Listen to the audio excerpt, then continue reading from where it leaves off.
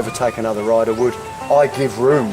That's another lesson about how to overtake and giving space. I can actually lead onto your own space. Absolutely. We own that piece of road around us.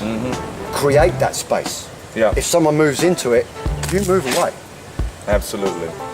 So if you're coming up to a slower bike or a slower vehicle, don't go past it 1 foot away or Right 2 next foot to away. him, yeah. Move over. Which, if you think about it, gentlemen and ladies watching, when you're riding in the city, how many times do you see riders right next to each other when they're passing?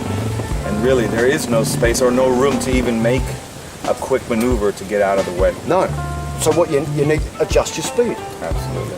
If there's cars, trucks involved, you're coming up to slower vehicles and you want to get through. And look, I'm all for getting there as quick as possible. Absolutely. Within the limits, of course. Absolutely. And having fun. You know, it's about having fun. Exactly. If I'm in front, I'm safe. If you're behind, you can put yourself in danger. But that's creating space. You own that space. You have a license, you have registration. That's right. You've You paid have for a them. right. You have a right to be there. I can lead into I see many riders riding along at the edge of the road. Yeah. And they are now forced. You'll get the Go on SUV the or the curves, Jeepney, yeah. they'll force their way through. Well, no.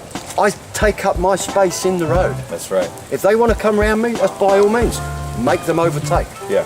Absolutely. Force them to overtake. You're safer there in the middle. You are of the road, safer yeah. there in the middle. They can see you when they're coming up behind you, Yeah. and they can see you oncoming. If you're in the gutter, riding at the edge of the road, there might be trees, overhang, parked vehicles, garbage bins. So you're starting to disguise yourself. Yeah, absolutely. You are more visible. You're safer with more visibility for you, Yep. and to be more visible to other people. Others.